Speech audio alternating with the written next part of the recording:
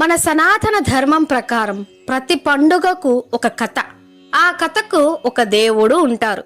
కానీ ఈ ఉగాది పండుగకు మాత్రం కాలచక్రమే కథ, ఆ కాలమే దేవుడు. ఇంకొక విషయం ఏమిటంటే ప్రతి పండుగకు నైవేద్యాలనేటివి ఉంటాయి. 1 లేదా 2 రుచుల కలయికతో ఉంటాయి. ఉగాదికి మాత్రం మన జీవితంలో మనకు ఎదురయ్యే భావాల 6 రుచుల పచ్చడే నైవేద్యం. ఇలా ఉగాది పండుగ అన్ని రకాలుగాను ప్రత్యేకమే.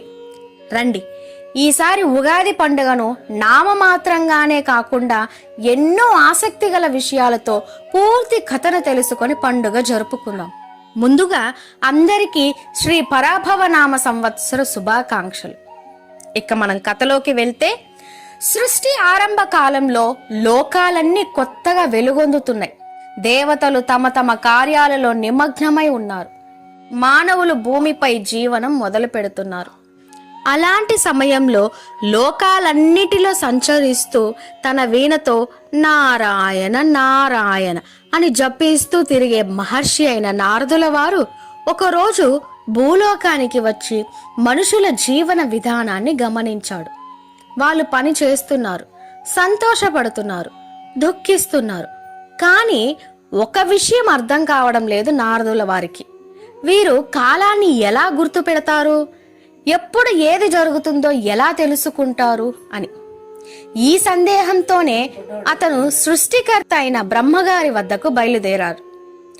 బ్రహ్మలోకం ప్రకాశవంతంగా వెలుగుతోంది. వేదఘోషలు వినిపిస్తున్నాయి. దివ్య కాంతి అన్ని వైపులా వ్యాపించి ఉంది. నారదుల వారు వినయంగా నమస్కరించి అడిగారు, ప్రభు, భూమిపై మనుషులు కాలాన్ని ఎలా తెలుసుకుంటారు? వారి జీవితానికి మార్గం చూపే కాలచక్రం ఏమిటి అని. ఆ ప్రశ్నకి బ్రహ్మదేవుల వారు సంతోషంగా చిరునవ్వు చిందించాడు. నారదా, నీ సందేహం చాలా గొప్పది. ప్రశ్న నీదే కాబట్టి సమాధానం కూడా నీ నుంచే రావాలి సుమా అంటూ చిన్నగా నవ్వారు బ్రహ్మగారు. నారదుల వారికి బ్రహ్మగారి మాటల్లోని ఆంతర్యం అర్థం కాకపోయినా త్రిమూర్తులు ఏది చేసినా లోక కళ్యాణం కోసమే అని నమ్మి నారదుల వారు నారాయణ నారాయణ అంటూ త్రిలోక సంచారార్థం వెళ్ళిపోయారు.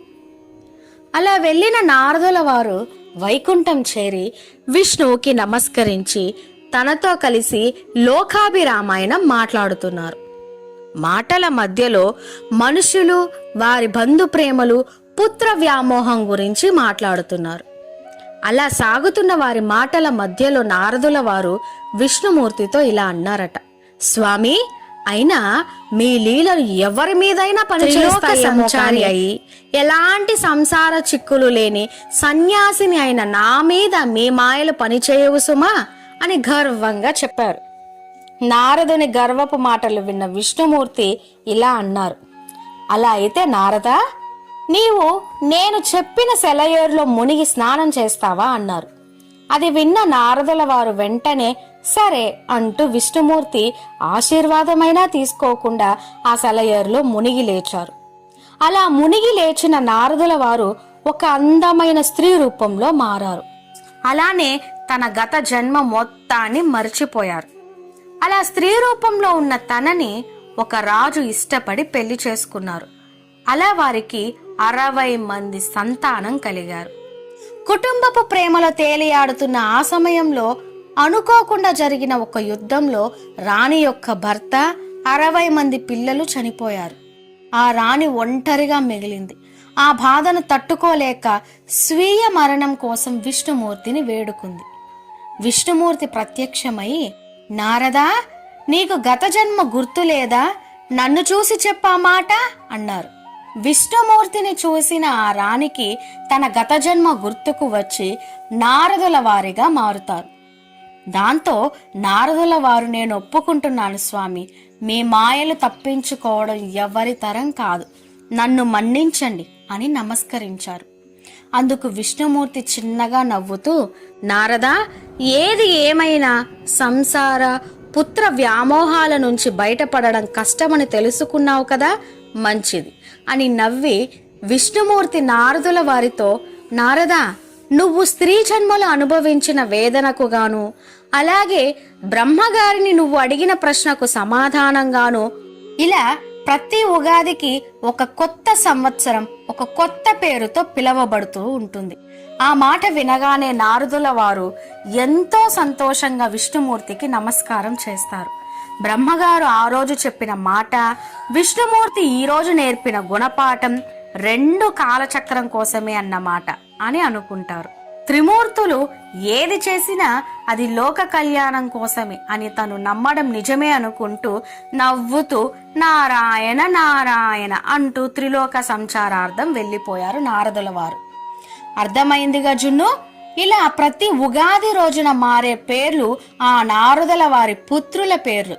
ఇలా 60 పుత్రులకు గాను 60 సంవత్సరాల కాలం ఉంటుంది. ఈ 60 సంవత్సరాల కాలాన్ని ఒక ప్రభవ చక్రం అంటారు. అక్షయ సంవత్సరం తర్వాత మళ్ళీ ప్రభవ నుండి చక్రం మొదటికి వస్తుంది. మన పంచాంగం ప్రకారం ఇది ఒక నిరంతర ప్రక్రియ. ఈ ఉగాది పర్వదినాన ఆ 60 పేర్లను ఒక్కసారి అయినా స్మరించుకుంటే మంచిది అని పండితుల మాట. ఇక ఆ 60 పేర్లు ఏమిటంటే ప్రభవ, విభవ, శుక్ల, ప్రమోదూత, ప్రజోత్పత్తి, ఆంగీరస, శ్రీముఖ, భావ, యువ, ధాత, ఈశ్వర, బహుధాన్య, ప్రమాది, విక్రమ, వృష, చిత్రభాను, స్వభాను, తారణ, పార్థివ, వ్యయ, సర్వజిత్, సర్వధారి, విరోధి, వికృతి, ఖర, నందన, విజయ, జయ, మన్మద, దుర్ముఖి, హేవలంబి, విలంబి, వికారి, శర్వరి, ప్లవ, శుభకృతు, శోభకృతు, క్రోధి, విశ్వావసు, పరాభవ, ప్లవంగ, కీలక, సౌమ్య, సాధారణ, విరోధికృతు, పరిదావి, ప్రమాదీచ, ఆనంద, రాక్షస, నల, పింగళ, కాలయుక్తి, సిద్ధార్థి, రౌద్రి, సిద్ధార్థి, రౌద్రి, దుర్మతి, దుందుభి, రుధిరోద్గారి, రక్తాక్షి, క్రోధన, అక్షయ. ఇవే ఈ 60 సంవత్సరాలకు గాను నారదుల వారి కుమారుల పేర్లు. అర్థమైందిగా? జై శ్రీరామ్. ఈ వీడియో మీకు యూస్ఫుల్ అనిపిస్తే ఒక్క లైక్ ఇవ్వండి. ఇలాంటి మరెన్నో వీడియోస్ కోసం వెంటనే మన ఛానల్ని సబ్స్క్రైబ్ చేసుకోండి.